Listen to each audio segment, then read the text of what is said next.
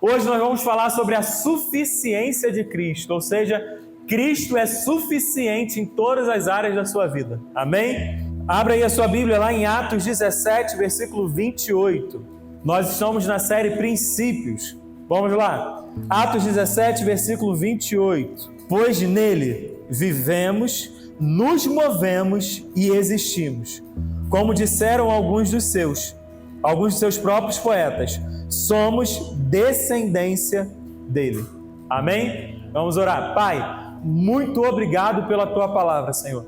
Nós te louvamos, agradecemos ao teu nome, bendizemos a ti, pois nós sabemos que tu és um Deus de princípios, ó Pai. E o Senhor não quebra princípios. E sabemos também que Cristo é tudo para nós, Senhor. Sabemos que Ele é o nosso norte, Ele é o nosso guia, Ele é a palavra que nos mantém de pé, Ele é o nosso sustentador, o nosso provedor, a cura vem dEle, o perdão vem dEle, a salvação vem através dEle. Senhor, e nós te pedimos nessa hora que a Tua palavra ministre sobre a vida de cada um de nós, em nome de Jesus, pois nós cremos e entendemos que Cristo é suficiente para todas as nossas necessidades, em nome de Jesus.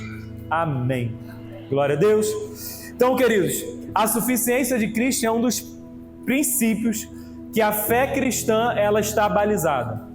Nós, como cristãos, precisamos entender que Cristo é suficiente em todas as áreas da nossa vida. Seja na área financeira, na área emocional, na área profissional, no seu convívio familiar, no seu convívio conjugal, na sua relação conjugal.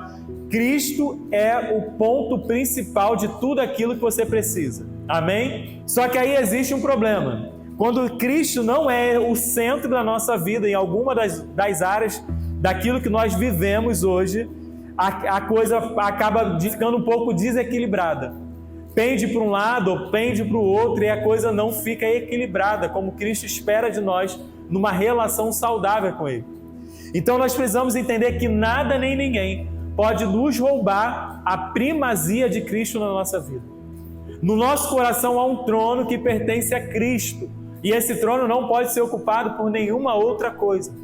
Nós não podemos ser vendidos, não podemos ser deixado comprado, nós não podemos deixar que nada venha roubar esse lugar de Cristo na nossa vida. Amém? E eu gostaria de ler com vocês lá em João 1, do versículo 1 ao 3, um pouquinho daquilo que João revela sobre o que é a presença de Cristo na criação e qual é o papel de Cristo, revelado lá em João 1. Ele declara o seguinte: no princípio, aquele que é a palavra, em algumas versões vai dizer o verbo, está falando sobre Jesus, amém? Então ele está dizendo, no princípio de todas as coisas, ele era aquele que é a palavra. Ele estava com Deus e era Deus. E ele estava com Deus no princípio. Todas as coisas foram feitas por intermédio dele. Sem ele, nada do que existe teria sido feito. Amém? Então, João está declarando o seguinte, Cristo é o verbo de Deus. O que ele quer dizer? Cristo é a palavra de Deus. E quando da criação lá em Gênesis 1, nós vamos ler o seguinte, que Deus, através da sua palavra, ele disse, haja. E aí houve luz, houve separação das trevas do dia, houve separação da terra seca e da porção de água, houve a criação dos animais, houve a criação. E toda a criação foi através da palavra. E a palavra nos deixa isso muito bem claro, que a palavra de Deus era o Cristo encarnado. Então nós precisamos entender que tudo que existe, tudo que foi feito e tudo que há foi através de Jesus. Então Jesus ele é suficiente para criar todas as coisas. Jesus é suficiente para sustentar todas as coisas. E Jesus ele é suficiente para responder todas as nossas questões, todas as nossas necessidades. Ele é suficiente para suprir e prover. E eu gostaria de ler com vocês lá em Atos 17, agora um pouquinho antes, lá no versículo 24. Paulo ele vai pregar em Atenas. E quando ele está passando em Atenas, ele vê diversos altares. E um dos altares que ele vê é o altar ao Deus desconhecido. O povo de Roma ele era tão tão idólatra, que eles construíam altares para diversos deuses. O deus do vinho, o deus da fertilidade, o deus de várias outras questões. Porém, para não deixar de honrar nenhum deus, até mesmo um Deus desconhecido, ou seja, não pode ser que haja um Deus que eu não conheça, eu vou criar um altar para um Deus desconhecido, para que ele possa ser honrado. Essa era a mentalidade do povo ateniense. Então, dentro dessa questão, o que eles fazem? Construir um altar para o Deus desconhecido. Paulo, como homem sábio, o homem que não perdia as oportunidades que tinha, o que ele faz? Não, já que construíram um altar para um Deus desconhecido, eu vou aproveitar essa brecha agora e vou mostrar para eles quem é esse Deus desconhecido. E ele declara, olha, o Deus desconhecido é esse Deus que eu vou apresentar para vocês agora. E aqueles homens ali ficam curiosos, fazem uma pergunta para ele, e lá no versículo 24, ele declara quem é esse Deus desconhecido. Versículo 24, ele diz o seguinte: o Deus que fez o mundo e tudo que nele há é o Senhor do céu e da terra, e ele não habita em santuários feitos por mãos humanas. Ele não é servido por mãos de homens, como se necessitasse de algo, porque ele mesmo dá conta a todos a vida, o fôlego e as demais coisas. Ou seja, Deus não precisa ser servido por ninguém, porque ele é um Deus vivo. Tudo aquilo que ele necessita, ele já fez existir desde a fundação do mundo. Então, nada que ele precisa ter o intermédio do homem para satisfazê-lo. E até mesmo a nossa adoração que nós rendemos a ele, vem dele. Ele que dá o nosso desejo de adorá-lo. Então, nós precisamos entender que o nosso Deus é um Deus autossuficiente em si mesmo. Ele não precisa de nada que eu possa fazer por ele, e ele não depende de nada de mim para satisfazer a sua vida. Amém? Por isso que Paulo deixa muito bem claro que ele fez toda a vida, o fôlego e as demais coisas. De um só fez ele todos os povos, ou seja, ele está falando só de um homem só, Adão, ele fez surgir todos os povos, para que povoassem toda a terra, tendo determinado os tempos anteriormente estabelecidos e os lugares exatos que deveriam habitar. Ou seja, Deus tem o governo e o domínio sobre todas as coisas. Todos os povos passaram a povoar a terra no local onde Deus queria que eles estivessem. O povo dominou a terra, se expandiu, se espalhou sobre a face da terra até onde Deus deu a determinada liberdade para eles irem alcançar.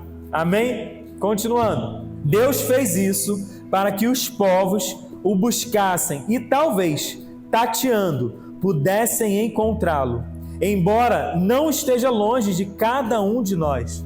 Então, Paulo está dizendo o seguinte, olha só, Deus fez com que os povos se espalhassem, dominassem a terra, fossem para todas as áreas da terra, onde que eles fossem habitar, Deus os colocou no lugar devido, e Deus os permitiu viver isso para que eles o buscassem. E mesmo que seja tateando, ou seja, como se estivessem com a visão embaçada ou com a visão impedida de alcançar a Deus, mesmo que seja tateando, eu não sei para onde que eu estou indo, mas eu estou tateando, buscando o autor e consumador da minha fé, buscando aquele que me deu a vida, buscando aquele que é o sustentador da minha vida. Eu vou tateando, eu vou buscar, mesmo que seja com a pouca força que eu tenho, mesmo que eu não consiga contemplá-lo, eu vou tateando, buscando a sua presença. E é isso que ele vê acontecendo em Roma. Mesmo eles sabendo, eles não conhecendo a esse Deus que deu a vida a eles tateando construir um altar para adorar a esse Deus. E aí, continuando, pois nele vivemos, nos movemos e existimos. Em Deus nós temos a nossa vida, a nossa ação e a nossa razão de existir, ou seja, o nosso propósito. Sem Deus não temos nada disso, nós não temos vida. Se nós não temos vida, nós não temos como agir, tomar as nossas atitudes, e bem como nós não cumpriremos o propósito pelo qual Ele nos chamou para esse tempo. O propósito pelo qual Ele nos estabeleceu nesse tempo para glorificar e exaltar o Seu nome. Então nós precisamos entender que é através de Deus, é através de Cristo que hoje nós estamos aqui. Uns estavam aqui ministrando louvor e outros estavam aí embaixo adorando ao Senhor. Uns estiveram aqui ministrando com dança, com o seu corpo, com o seu fôlego, com tudo aquilo que tem e adoraram ao Senhor. E nos conduziram também, mesmo sentadinhos, quietinhos, à adoração a Deus também. E nesse momento hoje eu tenho aqui a oportunidade de ministrar a palavra. E eu estou aqui cumprindo um propósito. E vocês aí mesmo sentadinhos estão o quê? Adorando ao Senhor. Recebendo aquilo que Ele está liberando sobre a vida de vocês. Sendo orientado, capacitado, recebendo ferramentas para prosseguir em direção ao alvo que é Cristo. Então Cristo está em todas as coisas que nós fazemos. Tudo aquilo que nós estamos aptos e disponíveis a viver, a nos mover e a existir em razão de um propósito. Continuando, Ele vai trazer o governo, a orientação sobre as nossas vidas. E enquanto estava aqui sentado, eu fui lembrando da mulher samaritana, lá de João 4. Não está na palavra, mas quando estava cantando aqui a boa parte, não é a passagem, né, a canção da boa parte. Faz referência justamente à passagem de Marta e Maria, enquanto Maria escolhe a boa parte de estar sentada junto a Jesus, ouvindo os ensinamentos, ouvindo aquilo que Jesus tinha para trazer. Mas essa canção, em alguns clipes, colocam a mulher samaritana. Até naquela série do The Chosen, colocam um trecho da passagem dela encontrando com Jesus, ela tendo encontro com Jesus. Enquanto estava aqui adorando, cantando essa canção, eu comecei a lembrar justamente da mulher samaritana lá de João 4. E como nós estamos falando da suficiência de Cristo, quando essa mulher, diante daquele poço, encontra Jesus, ele pede água para aquela mulher. E aquela mulher, obviamente, por ser samaritana, e Jesus, um homem judeu, ali Jesus ele quebra dois paradigmas para aquela sociedade. Primeiro, um homem se dirigindo a uma mulher e pedindo algo a ela. E o segundo, pelo fato dela ser samaritana. Os judeus e samaritanos, eles não se davam. Os judeus e os samaritanos eram tidos como os mestiços, como vira-latas, porque eles não eram de uma linhagem pura do povo judeu, eles haviam se misturado. Porém, Jesus, antes de chegar lá, ele fala: é necessário eu passar por Samaria. Porque na viagem os judeus davam uma volta maior para chegar até Jerusalém, ou cruzar o caminho, para não ter que passar por Samaria e não ter que se relacionar com os samaritanos. Porque eles não se davam, eles tinham essa rixa entre eles. E nesse momento Jesus já quebra dois paradigmas, ele fala com uma mulher e uma mulher samaritana. E naquele cenário ali, naquele contexto, a mulher já começa a falar: mas como assim, você sendo homem judeu, fala comigo, uma mulher samaritana está me pedindo água? E Jesus ali começa a conversar com ela, Jesus começa a tratar com ela, e ela fala: não, mas a água que eu tenho aqui, eu estou tirando essa água. E Jesus fala: mas se você me conhecesse, você pediria da água que eu tenho para te dar. E a mulher olha para ele e fala assim: mas você não tem nem um cântaro, você não tem como tirar água, como é que você vai me dar água para beber? E Jesus declara para ela: a água que flui de mim, ela matará a sua sede, você nunca mais terá sede novamente.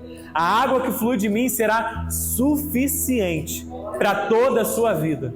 Porque ela ainda estava pensando no material. Mas Jesus tinha algo no mundo espiritual para aquela mulher que mudaria completamente a sua história, assim como mudou. E naquele momento ali a mulher então fala para ele: então me dê água para beber, me dê dessa água que vai saciar a minha sede.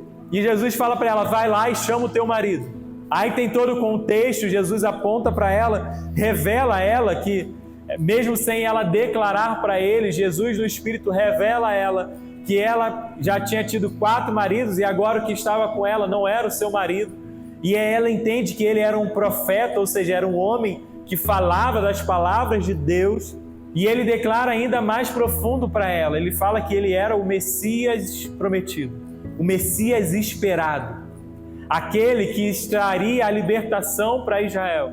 E aquela mulher se enche de esperança, se enche de alegria, porque ela entende que o Messias era tudo que ela precisava.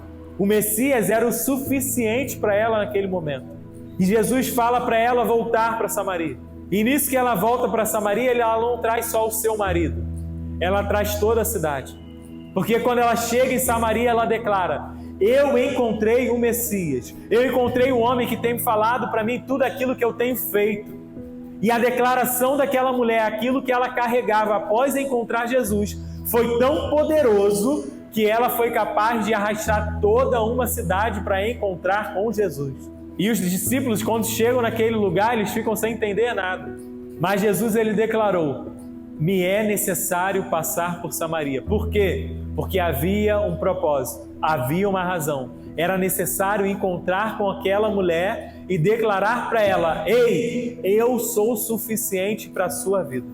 Ei, eu sou suficiente para mudar a sua história. Ei, eu sou suficiente para mudar a história da cidade onde você está inserida. E foi isso que aconteceu.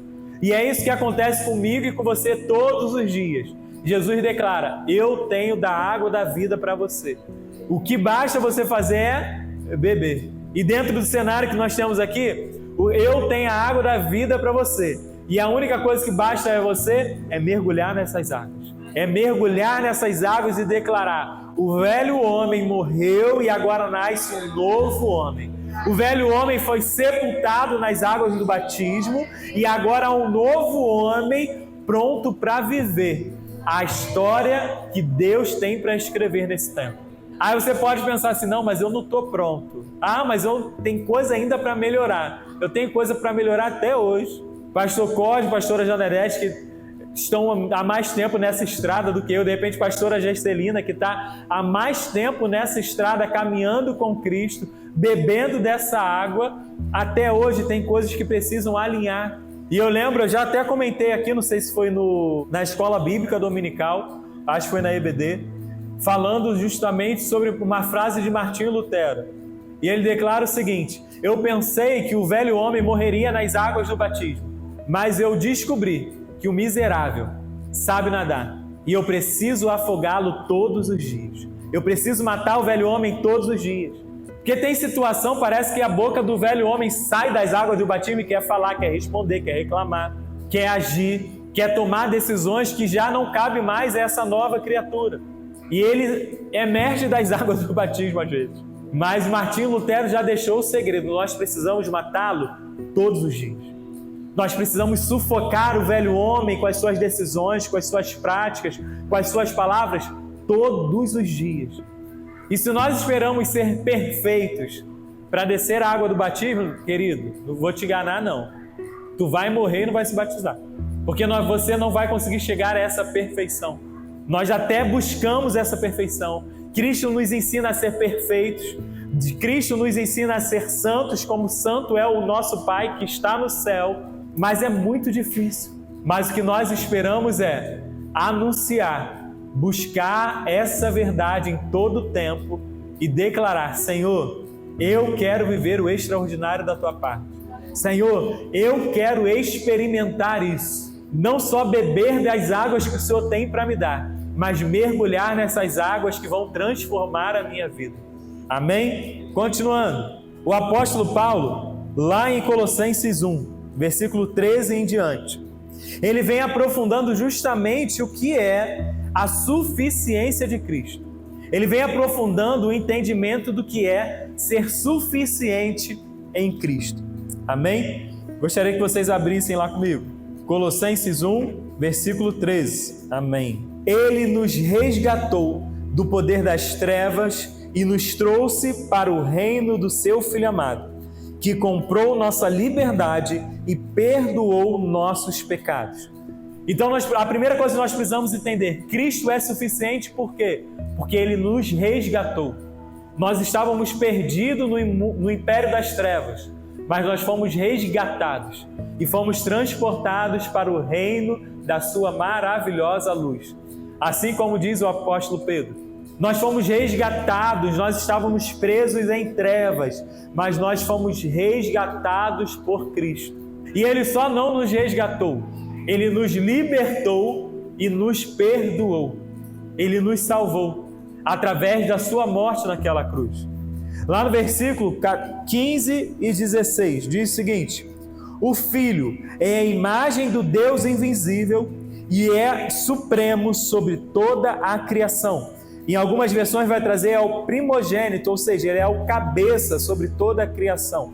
Pois, por meio dele, todas as coisas foram criadas, tanto nos céus como na terra. Todas as coisas que podemos ver e a que não podemos, como tronos, reinos, governantes e autoridades do mundo invisível, tudo foi criado por meio dele e para ele. Então, Cristo é suficiente porque ele é a coroa da criação.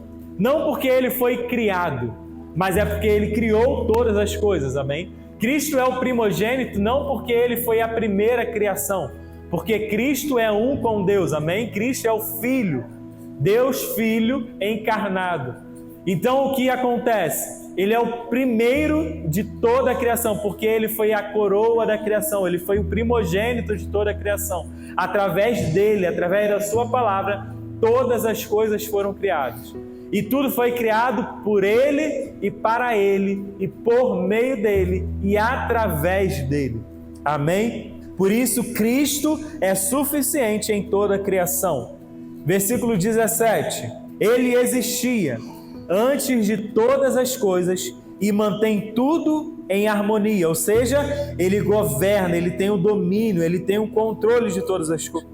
18. Ele é a cabeça do corpo, que é a igreja. Ele é o princípio, o supremo, sobre os que ressuscitam dos mortos. Deus tem o controle sobre todas as coisas. Cristo continua sendo suficiente, mesmo na falta. Cristo continua sendo suficiente, mesmo na enfermidade. Cristo continua sendo suficiente, mesmo quando você entende que não vai dar. Amém? Cristo é suficiente, ele não perdeu o controle. Versículo 19. Pois foi do agrado do Pai que toda a plenitude habitasse no Filho, e por meio dele o Pai reconciliou consigo todas as coisas. Por meio do sangue do Filho na cruz, o Pai fez as pazes, ou seja, o Pai reconciliou todas as coisas, tanto nos céus como na terra. Foi através do sangue de Jesus vertido na cruz por mim e por você que nós fomos reconciliados com Deus. Nós não tínhamos o poder de nos reconciliar com o Pai. O homem até Cristo, através de ofertas, através de sacrifício, buscava o perdão dos seus pecados. Mas isso não era capaz de reconciliar o homem com Deus. Regenerar o homem à essência daquilo que ele foi criado. A comunhão plena com o Pai. Foi Jesus necessário para descer à terra como homem encarnado, viver uma vida sem pecado, ser o sacrifício perfeito, morrer uma morte sacrificial, ou seja, ele não foi para a cruz porque ele tinha que ir, ele foi para a cruz porque ele queria salvar a mim e a você. Ele queria nos perdoar, ele queria nos purificar, queria nos justificar. E através do seu sangue ele nos reconciliou com o Pai. Foi através de Cristo. Só ele seria suficiente. Tanto é que depois dele não há sacrifício, porque ele foi o sacrifício perfeito. O Cordeiro de Deus que tirou o pecado do mundo. Amém? Então Cristo é suficiente para nos reconciliar. E não só nos reconciliar. A Bíblia diz que ele reconciliou todas as coisas nos céus e na terra. Amém? 21 e 22. Isso inclui vocês, que antes estavam longe de Deus, eram inimigos de Deus, dele separados por seus maus pensamentos e ações, ou seja, nossos pecados que faziam a nossa separação de Deus. Então, antes de Cristo, nós estávamos separados de Deus como inimigos de Deus devido aos nossos pecados, às nossas ações, os nossos pensamentos. 22. Agora, porém, ele os reconciliou consigo por meio da morte do Filho no corpo físico. Como resultado da morte de Jesus, vocês podem se apresentar diante dele, santos, sem culpa e livres de qualquer acusação. Através da morte de Jesus, hoje, nós estamos reconciliados com o Pai. Através do sangue de Jesus, hoje nós aprendemos a viver de uma forma santa, irrepreensível, ou seja, sem culpa. E ele conclui dizendo: sem que nada venha condenar vocês, porque vocês foram perdoados. A cédula de morte, de condenação, de culpa que estava sobre a vida de vocês, ela foi rasgada quando Cristo morreu na cruz. Então a culpa, o mal, o domínio das trevas sobre a sua vida foi cessado quando Cristo morreu na cruz do Calvário. E quando você abre o seu coração para Ele, quando você recebe Jesus como seu único suficiente Salvador, essa cédula de morte que estava sobre a sua vida, ela é confirmada. Ela é assinada com o sangue de Jesus. Então nós estamos prontos para viver uma vida santa, irrepreensível e sem condenação. Amém? Porque Cristo é suficiente para nos libertar. Versículo 23. É preciso, porém, que continuem a crer nessa verdade e nela permaneçam firmes. Não se afastem da esperança que receberam quando ouviram as boas novas, que foram anunciadas em todo o mundo e que eu, Paulo, fui designado como servo para proclamar. O apóstolo Paulo está dizendo o seguinte: olha só, vocês estão recebendo agora essa informação. Assim como eu e vocês estamos recebendo, reforçando, na nossa mente essa informação. Cristo é o suficiente para todas as coisas. Cristo é suficiente para a minha vida ministerial. Cristo é suficiente na minha vida conjugal. Cristo é suficiente para eu cuidar dos meus filhos. Cristo é suficiente para eu ter sabedoria para cuidar dos meus assuntos profissionais. Cristo é suficiente para tratar dos meus assuntos fraternais entre meus irmãos. Cristo é suficiente em todas as áreas. Mas o que o apóstolo Paulo está dizendo agora é o seguinte: não retrocedam, permaneçam firmes. Não desistam, não cedam, não voltem atrás. Permaneçam firmes naquilo que Cristo fez sobre a vida de vocês. Naquilo que vocês já receberam, não abra mão. Porque Cristo, Ele é suficiente. Cristo, Ele não precisa fazer nada mais para que você possa ser salvo. Cristo já fez. Tem uma canção que declara, o melhor de Deus ainda está por vir. O melhor de Deus ainda está por vir. O melhor de Deus já veio há mais de 2000 anos atrás e morreu na cruz por mim e por você e trouxe salvação às nossas vidas. Então o melhor de Deus já veio. Não é que essa canção esteja errada, mas ela precisa ser reinterpretada. O melhor de Deus já veio. O melhor de Deus que está por vir é aquele grande dia que Ele vai chamar a nós dos céus para transformar a nossa vida, para morar com Ele na eternidade. Porque tudo que Ele fez já foi suficiente. Ele não precisa fazer mais nada. A única coisa que Ele precisa fazer é voltar. A única coisa que Ele precisa fazer é vir buscar a sua noiva. E como estão as suas vestes? Você está preparado para morar com Ele na eternidade? Você está preparado para responder ao sacrifício que Ele fez e à suficiência dEle na sua vida hoje? É isso que nós precisamos responder a Ele nesse tempo. Amém? Antes de encerrar, eu gostaria de contar a história de Horatio Spafford. Eu não sei quantos de vocês já ouviram falar sobre a história desse homem. Quantos conhecem esse homem? Já ouviram falar? Levantem a mão. Ninguém? Amém. Então vamos lá. Horatio Spafford, ele era um advogado americano de Chicago. Ele teve 5 filhos.